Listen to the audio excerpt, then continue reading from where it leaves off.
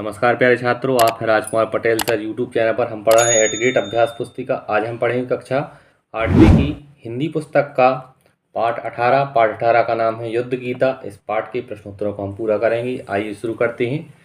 सबसे पहले आप देख रहे हैं बहुविकल्पी प्रश्न है। प्रश्न क्रमांक पहला है मरकट शब्द का अर्थ होगा। तो मरकट शब्द का जो अर्थ होता है वो बंदर होता है। बी विकल्प इसका सही है। प्रश्न दूसरा है अस कही सन्मुख फौज रंगाई पंक्ति में रेखांकित शब्द का विलोम शब्द क्या है। तो सन्मुख का जो विलोम होता है वो विमुख होता है। सी विकल्प को हम सही करेंगे। तीसरा प्रश्न है विभीषण किसके मित्र थी। इसका उत्तर है राम के मित्र थी। डी विकल्प इसका सही है। विभीषण जो थे वो रावण का भाई था और राम जी के क्या थे, मित्र थे। चौथा प्रश्न है आदि कवि किसे कहा जाता है। तो आदि कवि वाल्मीकि जी को कहा जाता है। बी विकल्प इसका सही है। रामायण के रचयिता हैं महर्षि वाल्मीकि जी। प्रश्न क्रमांक 5वां है रावण रथी विरथी रघुवीरा देखी विभूषण भयो अधीरा मात्राओं की गणना कर बताइए यह कौन सा छंद है। तो इसमें चौपाई है। डी विकल्प को हम सही करेंगे। आगे है नीचे दिए गए शब्दों में से उचित शब्द चुनकर रिक्त स्थानों की पूर्ति कीजिए। यहाँ शब्द दिए हैं, इन शब्दों की सहायता से हमें खाली स्थानों को भरना है। प्रश्न 6वां है रामायण की रचना खालिस्तान ने की। इसमें भरेंगे हम महर्षि वाल्मीकि जी। प्रश्न 7वां है युद्ध गीता पाठ के अनुसार खालिस्तान अपना संशय श्री राम के सम्मुख रख देते हैं। यहाँ लिखेंगे हम विभीषण। प्रश्न 8वां है पयोधी शब्द में संधि खालिस्तान होगी। तो पयोधी शब्द में विसर्ग संधि होगी। प्रश्न 9वां है जिस समास में दोनों पद प्रधान हो उसे खालिस्तान समास कहते हैं। तो उस समास को हम द्वंद्व समास कहते हैं। समास के 6 प्रकार होते हैं जिनमें से द्वंद्व समास उसका एक प्रकार है। प्रश्न क्रमांक 10वां है मानव सापक्ष उड़ाही भूधर वृंद नाना बानते पंक्तियों में खालिस्तान अलंकार प्रयुक्त हुआ है। इसमें उत्प्रेक्षा अलंकार का उपयोग हुआ है। हमने यहाँ लिखेंगे उत्प्रेक्षा। अति लघुत्तरीय प्रश्न। प्रश्न क्रमांक 11वां है तुलसीदास ने अपने ग्रंथ की रचना किसको केंद्र में रखकर की है। इसका उत्तर है तुलसीदास जी ने अपने ग्रंथों की रचना श्री राम को केंद्र में रखकर की है। प्रश्न क्रमांक 12वां है श्री राम ने धर्मरथ का सारथी किसे बताया है। इसका उत्तर है श्री राम ने धर्मरथ का सारथी विवेक को बताया है।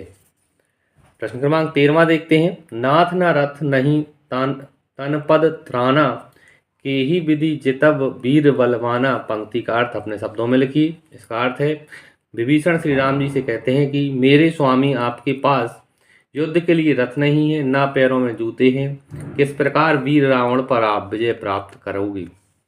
प्रश्न क्रमांक 14वां है रावण ने युद्ध भूमि में आकर क्या घोषणा की।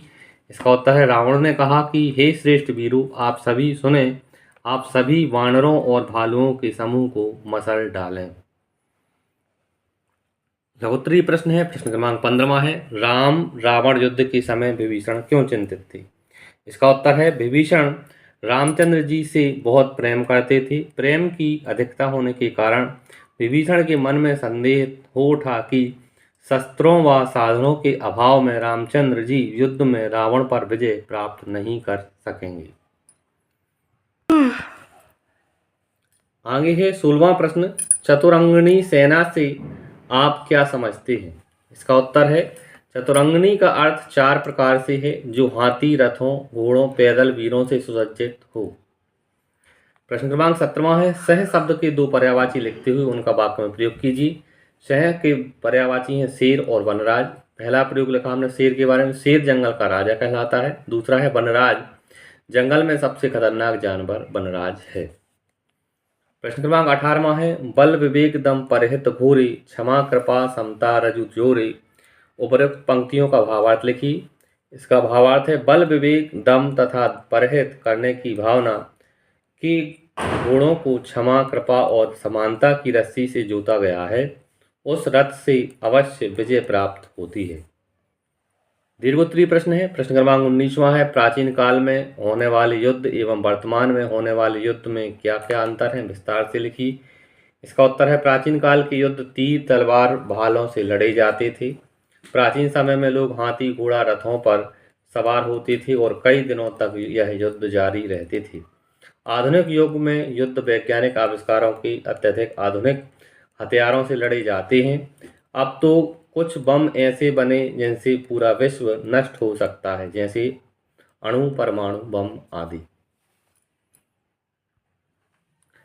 प्रश्न क्रमांक 20वां है, रावण की सेना के विषय में विस्तार से लिखिए। इसका उत्तर है, लंका नरेश रावण की सेना युद्ध क्षेत्र की ओर जब प्रस्थान कर रही थी, तब उसके चलने से जो धूल उठी उससे सूर्य छिप गया, हवा भी थक गई, पृथ्वी भी व्याकुल होने लगी, रणभेरी और युद्ध के नगाड़े इस तरह बजने लगे मानो प्रलय के समय के बादल गर्जना कर रहे हों।